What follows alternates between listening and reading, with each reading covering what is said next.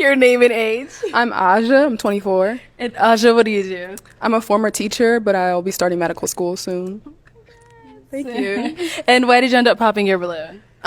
Just the initial attraction wasn't there. I'm sorry. You seem like a nice guy. And also the stand-up comedy is just not my thing personally, but No problem. yeah. Is it possible for me to ask why stand-up comedy isn't your thing?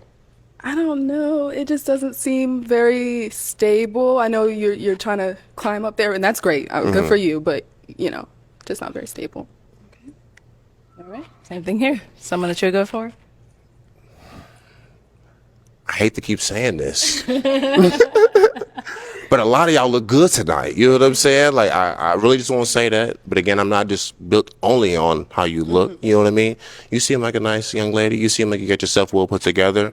I wish that I could let you know that from a stand-up comedy perspective, I'm not everybody else. Did I hear her say that she was a former teacher and about to go to medical school, but then turn around and complain about him being potentially unstable financially? No, I didn't hear that. That's not what I heard. She said she was a former teacher and she is about to go to medical school, and then she is saying that he is financially unstable. And we need to talk about this. We need to take a trip over to cis heteronormativeville and talk about this, because I watched this episode of Pop the Balloon and I was just like dumbfounded. Not only do you not have a job, okay, not only are you unemployed without income, you are about to go to school and create more debt. Now you're creating more debt with the potential of giving yourself financial freedom in the future. So it all makes sense, right? It's because you have a plan and you have a hustle. But somehow, you not having a job and you going back to medical school, at least that's what you're telling us, gives you a leg up on a man who is chasing his dream as a comedian. It sounds honestly like he's in a better financial position than you are, because you can't offer stability of any kind while you're in school. All you can offer him is the potential, if he decides to be in partnership with you, is to hear you complain about your debt, or for him to take on some of the debt that you are creating to go to medical school.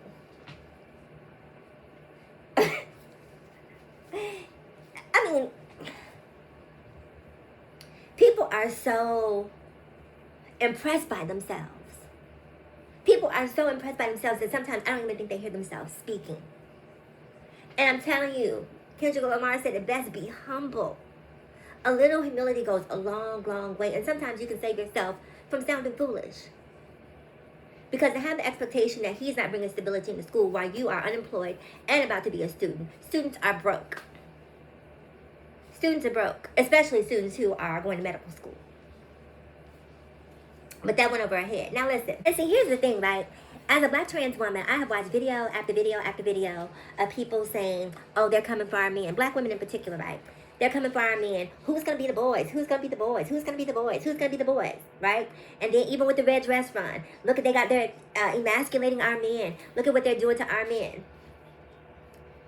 Look at what you're doing to your men, boo. You're asking who's going to be the boys, but when the boys show up, when the boys show up, we'll leave it there. The reason this episode upset me, and I've gotten some backlash because of the comment that I made, and my comment was basically saying, now if he gets rich, if he blows up, and we hear people complaining about this all the time, that black men who make it big always wind up with white partners. Why is that? Why is that? What is the magnetism that causes black men who make it big to find partnership with someone outside of their own race? I don't understand it. I don't get it personally, and I understand why people have questions about it, because it seems to be a recurring theme. But when I watched this episode of Pop the Balloon, I thought to myself, this could be one of the reasons, and not the only one, okay? But watching the way that 100% of the women, 100%, every woman in that room, pop.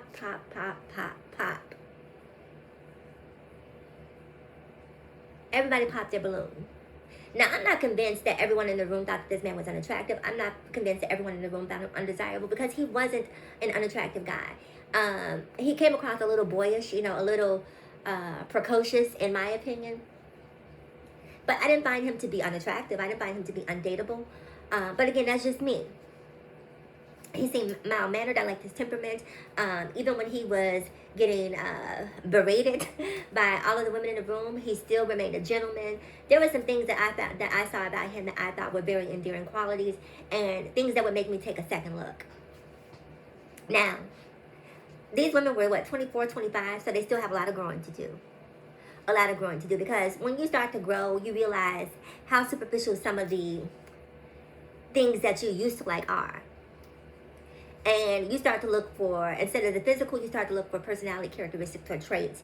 But I think a lot of women, a lot of people are really looking for these ready-made relationships where you just come in and you're dating a baller.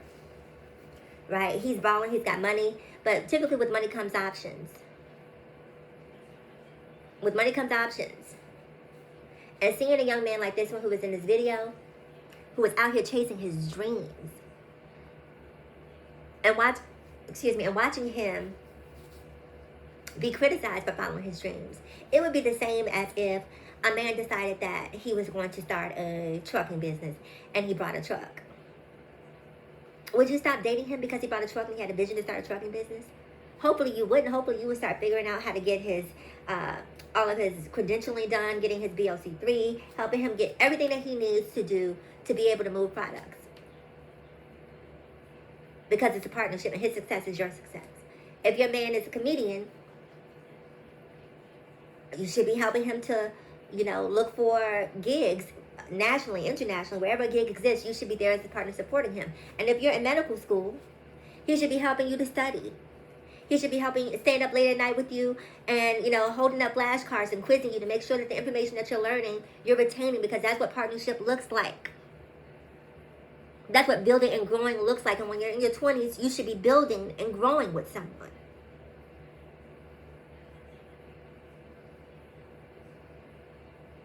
And it makes me sad to see that as a culture, and let me also say this. I'll come back to what makes me sad. I would feel the same exact way if a black woman were in a room full of men who did this to her. This isn't about gender. This is about black appreciating black. This is about black seeing the potential in black.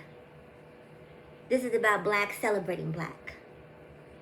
This is not about man versus woman. This is just about the fact that we don't give each other the grace that we probably should. I'm going to tell this story really quick. I may have to skip over the what makes me sad part because I don't want the video to be long. But when I first met my boyfriend, and, we are 3+ years deep now.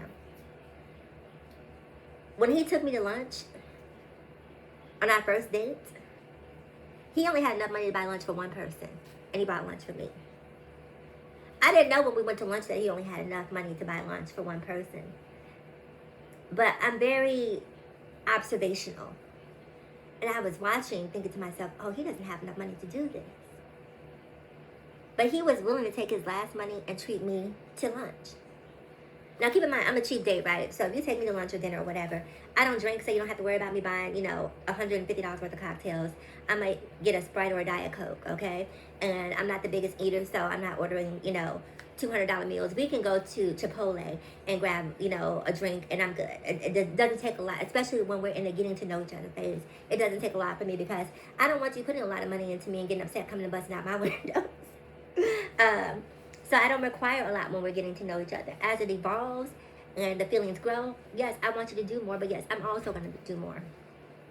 I say that to say that the man who couldn't afford to buy me lunch now buys me diamond tennis bracelets, now buys me diamond earrings, anything that I want, and he has the capacity to give, it is mine. It is mine. But if I was so myopic as not to see his character when we first met, I would have missed out on that. I tell you, the place that I live currently, when we first started dating, he moved to Colorado, and he had to move. And when he moved to Colorado, I needed help moving. He hopped on a plane, flew back, grabbed boxes, helped me arrange, did everything I needed him to do in order to get moved into this new space. That level of support is not something that money can buy. Yes, you can buy movers. But having someone who is willing to go through those extremes to help you, it just intensifies my appreciation for him. And I would have missed out on all of that if I would only seen how much money he had when we first met. Comment below. I want to know what you think, and I will see you guys in the next video.